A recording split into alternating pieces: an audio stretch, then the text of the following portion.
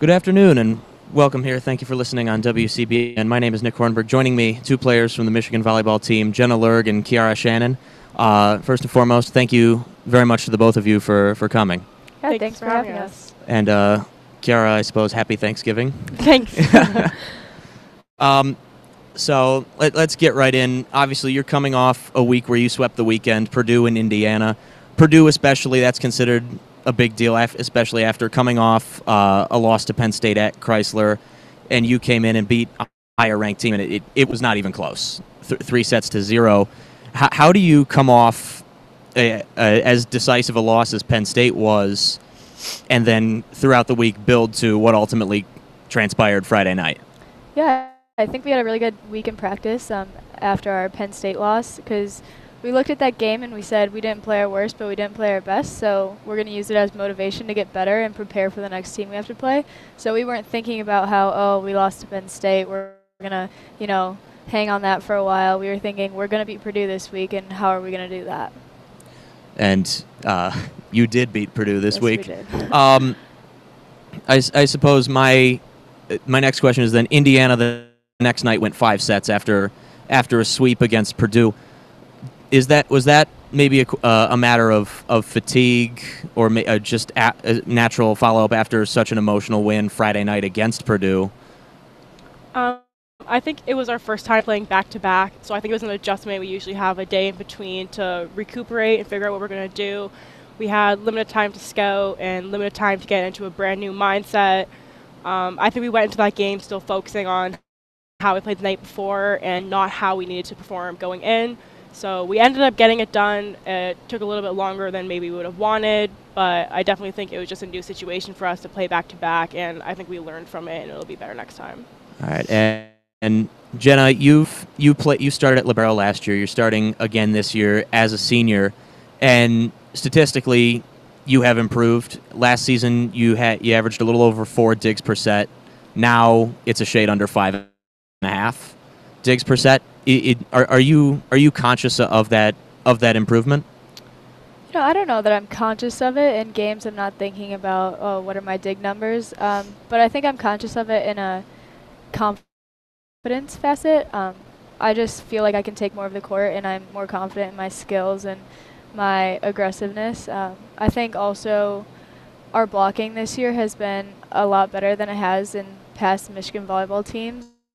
And that really, some people in the crowd won't know, but that really influences what happens in the backcourt defense. So I think it's just a ripple effect from the front court to the backcourt, and that's how I've gained my success this year. And this year, you are now a senior leader, co-captain with Carly, I believe. Is your life substantially different from last year now with the captaincy? No. Yeah, the captains this year are me, Maddie, and Carly. And we're all seniors, and we're actually all housemates. So, getting along with them and discussing things with them is not new to me at all. And honestly, I don't feel like being garnered the captain title has made me approach things or speak differently than I have before. I think I've always held some qualities of captainship, but this year I'm almost like free to, live those more than other years. And Kiara, you didn't play a whole lot last year. Now you've played every match thus far, I believe, and this is a Michigan program that has produced very strong middle blockers in recent years, most notably Claire Kiefer-Wright, who graduated last year. Is there perhaps a pressure to uphold that tradition going into this season? I think so, yeah, a little bit, but I don't think it's a bad pressure. I think it's a good pressure, to just want to live up and, playing under Claire and Corey and, learning from them, and especially having Lisa as our middle coach who's just always pushing us. You feel the pressure, but I don't think it's a bad thing. I think it just helps me, gives me that extra bit of motivation, and, yeah, I don't think it's a bad thing at all. I think it's helped a lot, actually.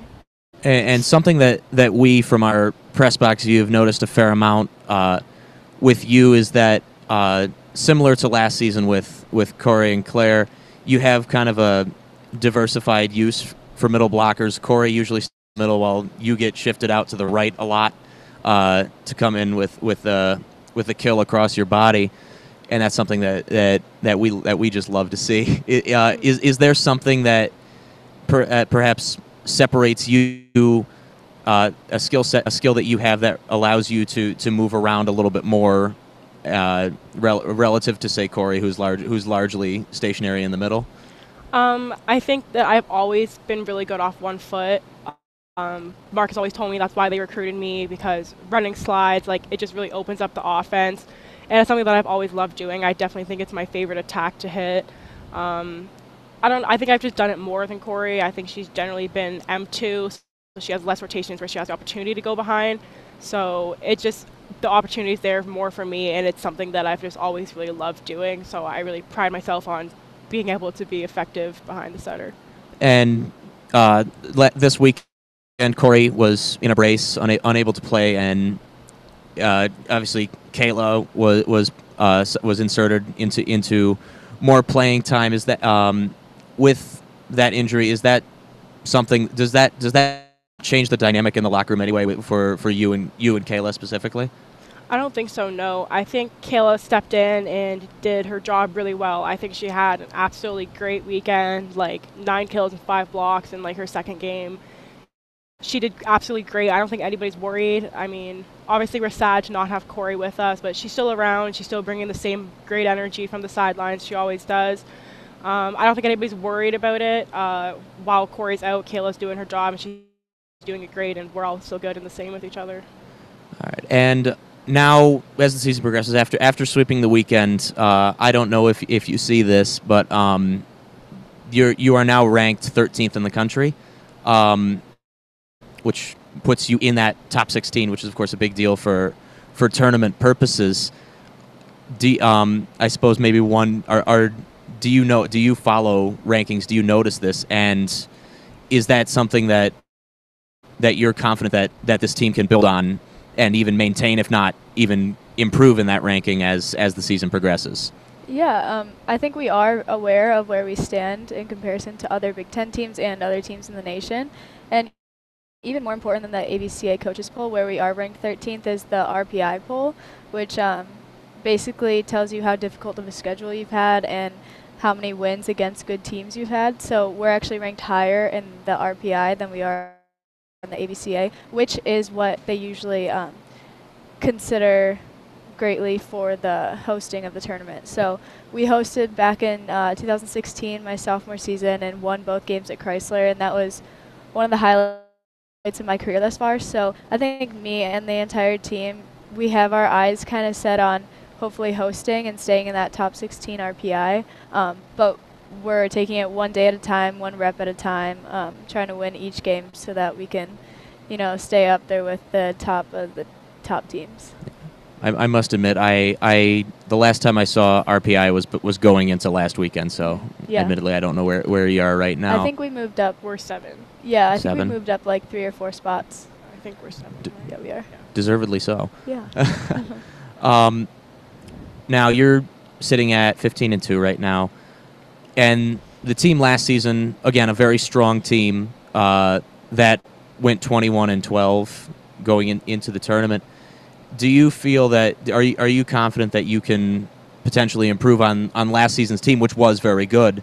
Do you feel like you can go farther than that team and you can uphold basically the precedent that team set and even go beyond it? Yeah, I definitely think so. I think we lost 3 really important players on our team, but I think everybody who's stepped up to fill their roles this year has done a really good job and has an extra year of practice under their belt, and I think we're filling in the roles really great, and the people who were in the same roles last year are just even better, and I think we only have up to go from here. And this weekend, you start Friday night by playing against Ohio State in what many people, myself included, would consider an affront. You only play them once this season. This is, of course, contrasted with last season where you beat them twice. Are you disappointed that you only get to see Ohio State once and they do not get to come here this season? I don't know if it's a disappointment, because in no discredit to Ohio State, they're a great team and they can be very unpredictable. They beat Penn State, who was ranked, I think, number 4 at the time. But there are some other teams in the Big Ten that are highly, highly competitive teams that we do like playing, and I think we play other teams just as well as we'll play Ohio State. So we're excited to go down there and hopefully get a win in Buckeye territory. But, you know, if we go 1-0 against them, then we're happy. I mean, it would be nice to go 2-0, but if we don't have that opportunity, we'll take the 1-0. And obviously, much is written about the rivalry between Michigan and Ohio State. I know football, basketball, and hockey tend to suck up all the attention, but does the game against Ohio State take that same extra dimension that it does with other sports in volleyball? Yeah, I would say so, definitely. I mean, you look at our game at Chrysler last year against Ohio State where we broke our attendance record, and I think it's a school-wide thing. I don't think it's even just in sports. I think being a Wolverine, like, you just want to beat the Buckeyes, and I think our fans and our team, like, really pride ourselves on those rivalry games, in-state and out-of-state. I think everybody really looks forward to them because it's always great to beat any team, but to beat a rival is even better. And is it a point of pride to you? And does it mean an extra something to you that you're playing in the Big Ten, which one could say objectively is the top volleyball conference in the country? You know, we've said you rank 13. You probably know this already. If you are looking at AVCA, that 5 Big Ten teams are ranked ahead of you in AVCA. 2 weeks ago, you were at 16, and it was 7. Is that a point of pride that you play in this talented conference? Yeah, definitely. That was one of the top things on my checklist for being recruited. I wanted to play somewhere that would challenge me. I wanted to be in a conference where there are better teams than I am and better players than I am. So just going into every single Friday, Saturday, Sunday match, whatever it is, and knowing that there's a chance that you can lose this game and you have to play your best every night to win every game it's really exciting, and I think it's challenging, but it brings out the best in our team. And Jenna, basing on that, you are from around here. You went to Mercy, correct? Yes, I did. Yeah. Does being essentially a hometown player take on an added meaning to you, especially when you play games like in Chrysler with higher attendance and a lot more glamour around it? I don't know if being a local has had that much effect on me, other than the fact that my parents get to come to, every game, and it's only a half-hour drive away. But I mean, I have noticed that some girls from just around my area and my high school have come to the games and just been like, we're following you, we're very proud of like who you become, and you're kind of like a model for someone to come out of Mercy and play at Michigan, like a small all-girls school, and come to a huge public university and have success in the Big Ten. So, I mean, that makes me feel good about myself, knowing that other people, are watching me, but I don't think it's had like a super drastic effect of being from here. All right, and the final question before I let you go here. When we've asked every other player we've interviewed about this, can you shed some light on the difference from the perspective of you, the player, between playing in Cliff Keene versus playing in Chrysler Arena? To me, they're definitely different. I mean, Chrysler holds a lot more people, so usually we have a bigger crowd, and they can provide a little bit more energy. And sometimes in Keene, like, you don't have that many people, and you just have to make a little more energy yourself from the bench, which I don't think is a problem with our team at all. I think we're really great with providing ourselves energy on the court and off the court. I really don't think I have a preference. I think whether we're in Keene or in Chrysler, it's home, and our fans are great either way, and the team is great either way, and I really couldn't say which I preferred. Or yeah, I'll just add on to that. Like, the physical aspect of volleyball, actually playing the game and touching the ball and stuff, it's pretty much exactly the same in Keene and Chrysler.